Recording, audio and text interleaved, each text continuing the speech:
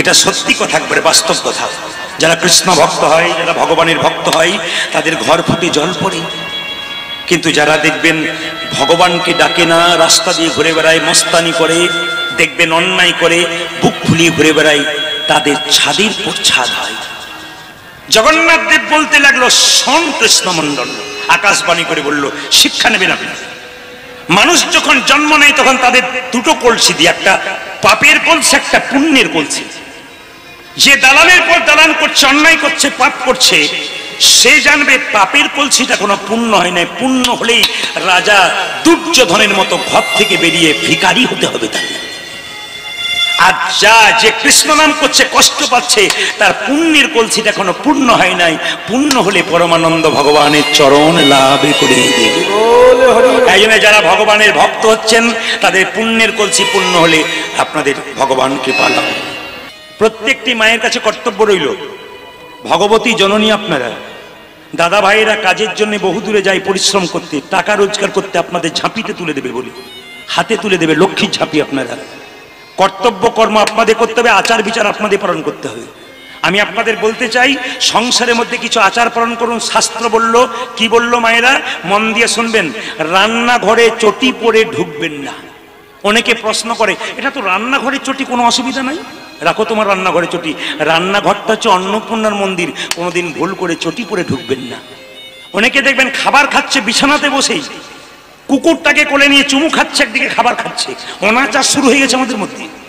আবার দেখবেন ওকে রাত্রিবেলায় নেশা করে এসে জুতো পরেই বিছানাতে শুয়ে দিচ্ছে। অনেকে দেখবেন এঁটো হাতে জল ধরছে, এঁটো হাতে ফ্রিজ ধরছে, এঁটো হাতে সবকিছু করে দিচ্ছে, অনাচার। এরকম যারা করে, ওদের বাড়িতে পিতৃপুরুষগণ, শাস্ত্র বলছে, এবং দেবদেবী তাদের হাতে কোনদিন জল গ্রহণ করে না। ওই জন্য আপনাদের কিছু আচার পালন করতে হবে বাবা, তবে কিন্তু আপনাদের সংসার সুন্দর হবে। আচারে লক্ষ্মী, বিচারে পণ্ডিত। এমনি এমনি লক্ষ্মী হয় না, আচারে হয়, বিচারে হয় না। আজকে আমি আপনাদের এখানে গান করতে এসেছি, যে মহিলা রামকৃষ্ণ দেবের ভক্ত আমাকে বারবার ফোন করছিলেন, বাবা আমি করোনার সময় ভগবানকে ডেকেছিলাম, আমার দুটি মেয়ে পড়াশোনা করছিল, স্বামী মারা গেছে, চিন্তা করবেন না, দুটো মেয়ে কিন্তু রেলে চাকরি পেয়ে গেল। আশ্চর্যের ব্যাপার, গোবিন্দের কি কৃপা। আমি আচারে চলি, বিচারে চলি, ভগবানের চিন্তা ভাবনা করি, আমার মেয়ে দুটোকে গোবিন্দ কৃপা করেছে। বিশ্বাস যদি আপনি রাখতে পারেন, আপনার সব হবে। আর নিজেকে টেনশন দেবেন, ভগবানের বিশ্বাস রাখবেন না, তাহলে আপনার কিচ্ছু হবে না। এখানে যত ভক্তমণ্ডলী, ভক্তিমতী মায়েরা দীক্ষা নিয়েছেন, তাদেরকে বলবো, শুধু দীক্ষা নিলে হবে না, শিক্ষা নিতে হবে। যারা দীক্ষা মন্ত্র নিয়েছেন, প্রত্যেকের কাছে প্রদীপ ফলে নিবেদন রইল, শিক্ষা নেবেন। প্রথমে দীক্ষা, তারপর শিক্ষা। দীক্ষা মানে কৃষ্ণকে জানা, আর শিক্ষা মানে কাকে জানা, রাধারানীকে জানা। শিক্ষা মানে দেহের ব্যাপার, যারা জানে তারা জানে, দেহটাকে শুদ্ধ রাখতে গেলে, দেহকে সুঠাম রাখতে গেলে শিক্ষার দরকার আছে। এটা আমি খুলে বলবো না, শিক্ষা গুরুর কাছে জানবেন, দেখবেন কত সুন্দর শিক্ষা আছে। জীবন পাল্টে যাবে, আপনার জীবন আলাদা হয়ে যাবে, আনন্দের শেষ থাকবে না। দীক্ষা যারা নিয়েছেন, সঙ্গে সঙ্গে হৃদয় চৈতন্য বলে, খোকা দীক্ষা মানে জানিস? বলে না। সবাই জেনে নিন দীক্ষা মানে কি। দীক্ষা মানে দিয়ে খা। যারা এতদিন দীক্ষা নিলেন, স্নান করার পর গোবিন্দকে তুলসী পত্র, চন্দন যদি না দিলেন, তবে দীক্ষা নেওয়া আপনার বেকার হয়ে গেল। এই যে সবাই লক্ষ্য করুন, ছোট্ট দুঃখীকে বলেছে দীক্ষা নিতে গেলে কি করতে হবে, প্রথমে সেবা দিতে হবে। সবাই শুনে নিন, তুলসী পাতা গোবিন্দকে দেবেন, কিভাবে দেবেন? চন্দন মাখিয়ে দিতে হয়। তুলসী পাতার কোন অংশটা কিভাবে দেবেন?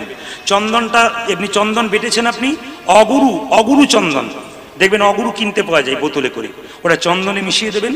মিশিয়ে দেওয়ার পর আমার দিকে তাকাবেন সবাই, তুলসী পাতাটাকে যেমনভাবে গাছ থেকে এনেছেন, তেমনভাবে গাছ থেকে এনে ওই যেটা একটা হচ্ছে প্লেন মসৃণ দিক, একটা খসখসে দিক, আপনি প্রথমে মসৃণ দিকটাতে চন্দন লাগাবেন, তারপর খসখসে দিকটাতে লাগাবেন। ভগবানের চরণে কেমনভাবে দেবেন? ওপরের দিকে বোঁটা, নিচের দিকে, মানে তুলসী পাতাটা যেমন গাছে ফুটেছিল আর কি, যেমন হয়েছিল, সেরকমভাবে গোবিন্দকে দিতে হয়। কি বললাম বুঝতে পেরেছেন? বোঁটা দিকটা উপরে, খসখসে দিকটা নিচের দিকে, আর ওপরটাতে মসৃণ, যেমন ছিল সেরকম গোবিন্দকে তুলসী পাতা দেওয়ার নিয়ম এইটা। আপনি তুলসী পাতা কিন্তু দেবেন রাধারানীকে, কিন্তু হাতে দেবেন, আপনি কোনদিন রাধারানী পায়ে দেবেন না। নিত্যানন্দ মহাপ্রভু, অদ্বৈত শ্রীবাস গদাধর, 5 জন আছে, কাকে দেবেন কাকে দেবেন না? শাস্ত্র বলল দেবেন কাকে? নিত্যানন্দকে দেবেন, মহাপ্রভুকে দেবেন, অদ্বৈতকে দেবেন, কিন্তু শ্রীবাস আর গদাধরকে দেবেন না। ভক্তিতত্ত্ব, শক্তিতত্ত্ব এদেরকে দেবেন না। গুরুদেব যদি বাড়িতে থাকে ছবি তার, গুরুদেবের বক্ষে দেবেন, গুরুদেবের চরণে দেবেন না। যদি দেন তাহলে আপনি ভুল করছেন। তুলসী পাতা দেবার নিয়ম আছে, কিন্তু এই কাজগুলো আপনারা করবেন। দিয়ে ভগবানকে দিয়ে প্রসাদ দিয়ে, কোন পাতা দিয়ে, কোন হাত দিয়ে দেবেন? এই দেখে চন্দন যখন ঘষবেন আপনি, এই আঙুলে, এটা তর্জনী, এই আঙুল কোনো মতে ভগবানের সেবায় ব্যবহার করা উচিত না। অনেকে দেখবেন চন্দন ঘুষছে এই আঙুলটা দিয়ে, না, একবার সম্পূর্ণ ভুল করছেন। চন্দন ঘুষবেন কিরকম হয়, এই আঙুল কিংবা এইটা সবচাইতে ভালো, এটা হচ্ছে বিষ্ণুর আঙুল, এই আঙুলটা যদি করতে পারেন তাহলে খুব ভালো হয়। সবসময় বাতাসা দেবেন, তুলসী পত্র দেবেন, মাথায় রাখবেন এই আঙুলে দিতে হবে।